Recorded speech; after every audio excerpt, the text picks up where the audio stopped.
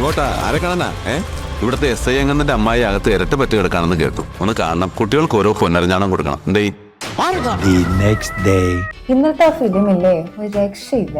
ശരിയാ, ആ മമ്മൂക്കനൊക്കെ സീൻ കണ്ടിട്ട് ഗൂസ് ബംസ് അടിച്ചുപോയി. നമ്മൾ എക്സൈറ്റഡ് ആവുമ്പോഴും പിന്നെ പേടിക്കുമ്പോഴും ഒക്കെ നമുക്ക് ഈ രോമാഞ്ചം ഉണ്ടാകുന്നുണ്ടായിരിക്കും. ഇതിന് ബയോളജിയില് പൈലോറിക്സ് റിഫ്ലെക്സ് എന്നാണ് പറയുന്നത്.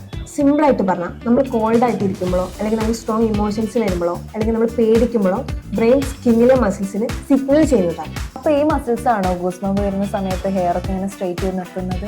കറക്റ്റ്. നമ്മുടെ സ്കിന്നിൽ അറക്ടർ പീൽ എന്ന് പറഞ്ഞ ചെറിയ മസിൽസ് ഉണ്ട്. അവിടെയാണ് എയർ ഫോളിക്കൽസ് ഉള്ളത്. അപ്പോൾ ഈ ബ്രെയിനിന് സിഗ്നൽ കിട്ടുമ്പോൾ മസിൽസ് ടൈറ്റ് ആവുകയും ഹെയർ സ്ട്രെയിറ്റ് ആവുകയും ചെയ്യുന്നു. അങ്ങനെയാണ് ഗൂസ് ബംപ്സ് ഉണ്ടാവുന്നത്.